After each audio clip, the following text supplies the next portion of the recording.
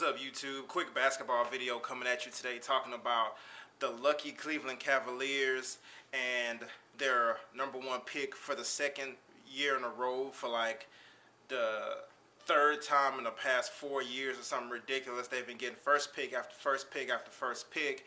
And this time, I'm going to do the GM a favor and let them know how not to waste the first pick this year. Alright? So, it is my observation that there is no good that you could really do with the first pick this year. Now, granted, if you want to win now, if you're really interested in trying to bring back Mr. James to Cleveland, you have to put together a team that could lure him back to Cleveland. All right, you're not going to get the team that will be able to accomplish that. Is not going to be a team full of young players. Now, while it was probably possible, if he had a bunch of young talent around him back in 05, 06, 07, 08, or whatever, maybe, he could have took. I don't think at this point in his career, not only is he not interested, I don't think he's interested in carrying a team in that way. I don't even think he can anymore. Not like that. Not like how he used to back in 07 or whatever with that garbage team. I don't even think he could do that anymore. He's about to be 30. All right, so 7 steps or 6 easy steps to bring the King back to Cleveland. Not that I even live in Cleveland, but I'm obviously interested in the subject. And starting with step #1, which is trade Dion Waiters and a big plus #1 pick to Minnesota for Kevin Love and a number 13 pick and whoever else you need to throw in there to make the salaries match. All right, so Cleveland tried this last year. All right, they offered the #1 pick. #1 last year's draft wasn't nearly as good as this year's draft, so that's one factor. Number 2, Kevin Love had not made his will to leave the team known at that point. There was still a chance that they could bring pieces in or whatever and try to make the Timberwolves a winning team. So that's one factor. So while Minnesota would not do that trade last year, does not necessarily mean that they wouldn't do that same trade this year. So it would probably be Dion Waiters and either Tristan Thompson, Anthony Bennett, or Zeller. Now, if it's me doing the trade, Tristan Thomas is a much better player. Not even close. He's a lot, thousands of times better than Anthony Bennett at this point. I personally would rather trade Tristan Thompson, would rather include him in the trade. Him or Tyler Zeller. If they like Tyler Zeller for some ridiculous reason, they can have Tyler Zeller. Doesn't matter. But I personally would not want to trade Anthony Bennett at this point. Now, it's really no logic behind it. I just feel like you got to give him more time. You got to let him. He could be a late bloomer. He could be somebody who gets better with time. So I would not. I mean, if they wanted Anthony Bennett for whatever ridiculous reason, I would. For Kevin Love, I'd still make the trade. But in my opinion, Anthony Bennett, from what I'm trying to build with the Cavaliers, would fit better than having Kevin Love and Tristan Thompson. They're a bit redundant. Not that Tristan Thompson is the player Kevin Love is, but the areas that he excels in, Tristan Thompson or whatever, are kind of he's mainly a rebounder at this point in his career. He can shoot a little. He has a little bit of range out to about 15 feet or whatever sometimes, but in my opinion, I would rather keep Anthony Bennett. To me, he's more, you don't know exactly what he's going to be yet, and that fascinates me. So I keep Anthony Bennett. I trade Tristan Thompson, Dion Waiters, #1 pick for Kevin Love, and number 13 pick. All right, and the number 13 pick is important to what I'm trying to do here, and I'll talk about that a little bit later. So second, and this is probably equally or almost as important as the Kevin Love trade, all right? And that would be one of two things, all right? Either target Larry Sanders, who only makes about $3 million a year or so in Milwaukee. He has a long contract, though. I think it's 5 years, which, he gets more money as the years progress. But as of right now, his contract is worth like $3 million bucks. So the Cavs have a lot of pieces that are interchangeable with that amount of money. Or and this is a big or. This one is a little bit hairy. Um, Call up the Knicks on the phone. Hello, Phil Jackson. Are you really interested in freeing up your cap space a little bit earlier? Because you have two guys that I want. All right. So, number one is Tyson Chandler. Now, people might be wondering, oh, why Tyson Chandler? If you get Kevin Love, you needed Tyson Chandler more than you would need, because Kevin Love is so bad on defense.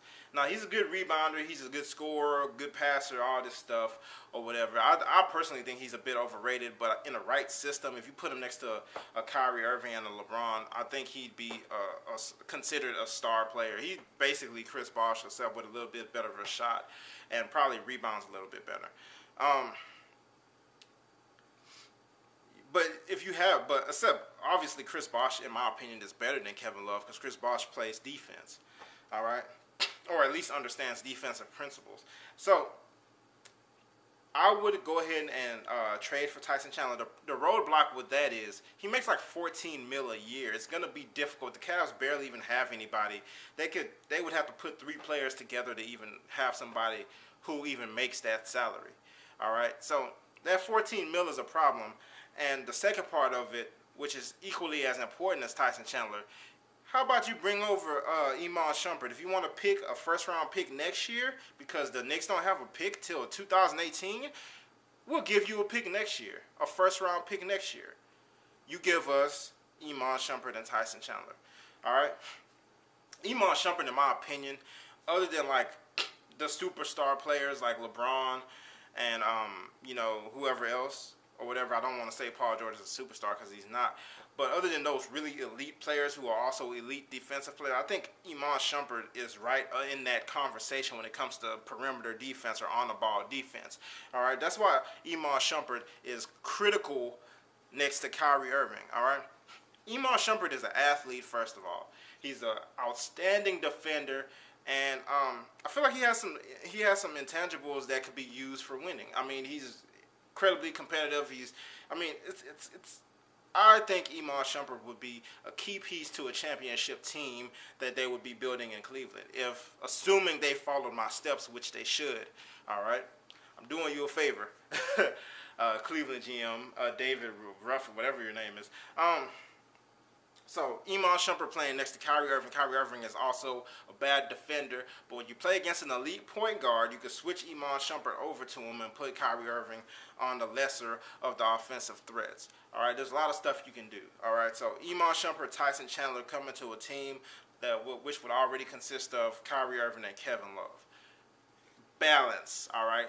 And then if you're talking about the king, elite defender in that 3 position, so then you're starting to see it round into form, all right? Next thing I do, step 3.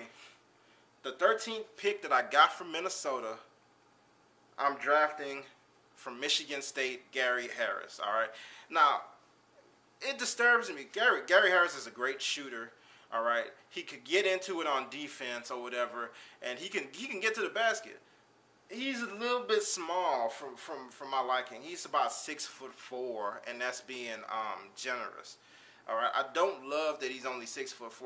I thought he would be about 6'6" or something like that, but ultimately not a big deal. I love his game. I think playing with those players next to him, he'd come off the bench for Iman obviously at the beginning, but he'd be like a 6-man, insert offense into the game or whatever. I think that would be a great situation for Gary Harris to come to the Cleveland Cavaliers that already has Kyrie Irving, Kevin Love, possibly LeBron, Tyson Chandler, Iman. That would be perfect. So that's what I would do. Step 3. And the next thing I would do is if Shabazz Napier or to slide in the draft, which I feel like it's a very, very possible, it's a likely possibility that he could slide to the second round. Personally, I think he shouldn't go any lower than 20. But assuming that he does go lower than 20, I feel like the Cavaliers should get back into action, either trade for a very low first-round pick, or use that early second round pick and get Shabazz Napier as a backup point guard. I think this dude is going to be very good in the NBA. I love everything about his game. Yeah, he's a little bit undersized, but I don't necessarily think that's a disqualifier, all right? I think he's going to be a great NBA player. Probably not great, but he's going to be a very good NBA player, especially as a secondary point guard. And, you know, Kyrie Irving gets injured so much. You know, he would end up starting a lot of games, I believe. So, get Napier in the wine and gold, and that's step 4, all right? Step 5, and this technically could have gone first or wherever. Get a good coach. Get somebody with a history. I mean, there's not a lot of coaches out there who have won a championship. There's Popovich, there's Doc Rivers. You know, Phil Jackson is not even coaching anymore. And everybody's, you know, saying this stuff. Oh, the only places you can win a championship in the NBA is either with Pat Riley, either with Phil Jackson, or Greg Popovich. Well, somebody else, you know, just because these people have the winning formulas doesn't mean that there's nobody else who could ever come up with another winning formula. All right, somebody else is gonna win a championship. All right, and they could definitely be these guys in Cleveland, man. They just need to get a good coach. If it was me, I don't even know who they would get. No college coaches though. Unless it's Coach Cal, all right? But I don't want to see any. I'm not interested in the Billy Donovan, or I'm not interested in any of these guys. If it's not Coach Cal, get you somebody who's with a proven track record, all right?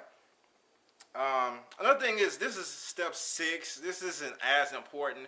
I would like to see them get one of these European players, these sharpshooters that are like tall, you know, at least 6'9", you know, 6'10" or whatever.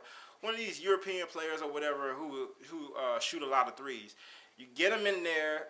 You get your defensive coaches to coach them up or whatever. You have him playing behind LeBron. He's not going to get that many minutes anyway. But when he gets in there, he should be able to light it up.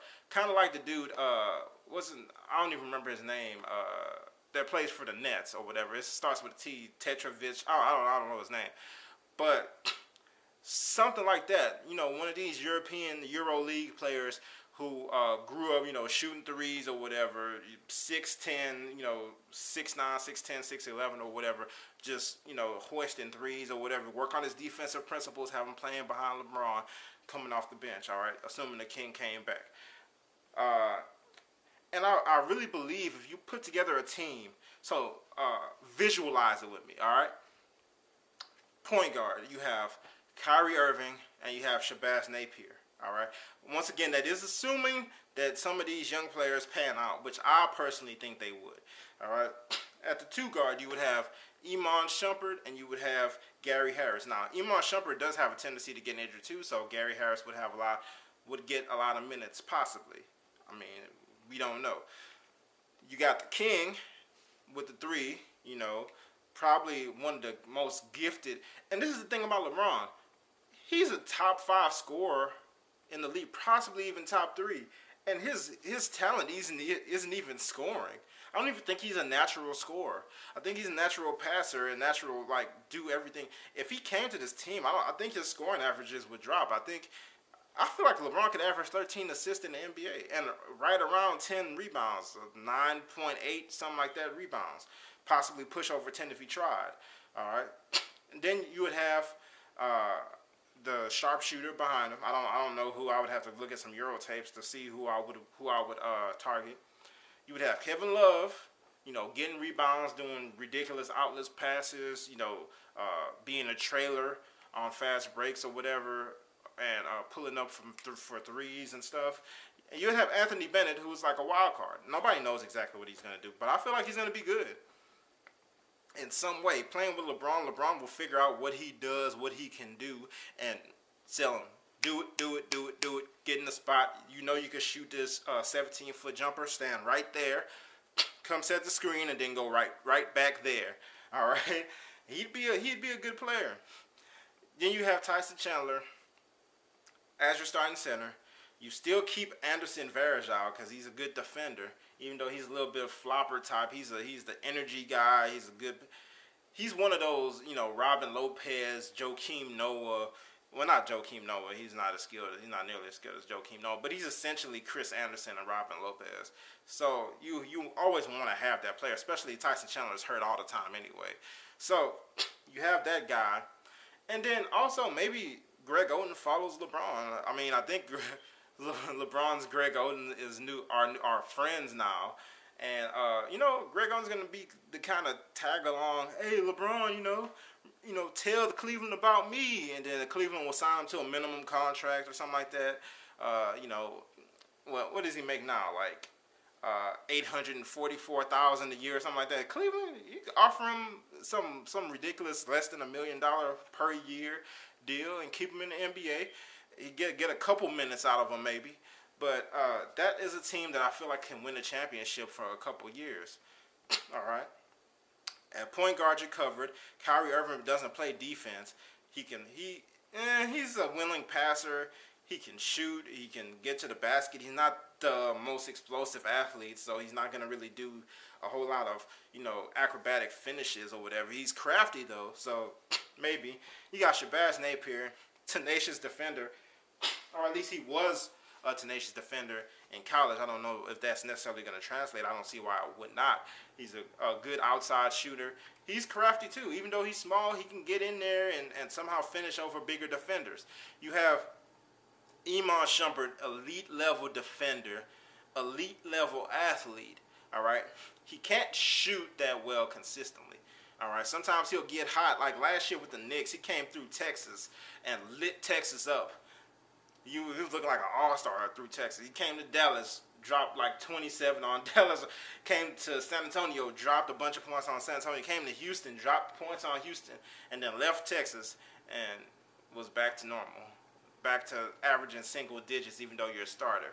All right, Gary Harris, another good defender, spot-up shooter, can catch and shoot. He would be LeBron's good friend because LeBron loves players who can stand in the corners that he can kick the ball to and be confident that they'll make an open three or, a three in rhythm. You got the King, you got a sharpshooter, you got Kevin Love, rebounder, passer, three-point shooter. Hopefully, I can see more of him and he get in the post a little bit more. Anthony Bennett, we'll see. Tyson Chandler, Anderson Varejao. All right, that's what the Cavs should do if they want to win a championship in the next couple years and not, draft Wiggins and see what happens 10 years from now. All right. That's my video. Name change of the channel coming soon. Like the video, comment. Let me know what you think. All right. Peace.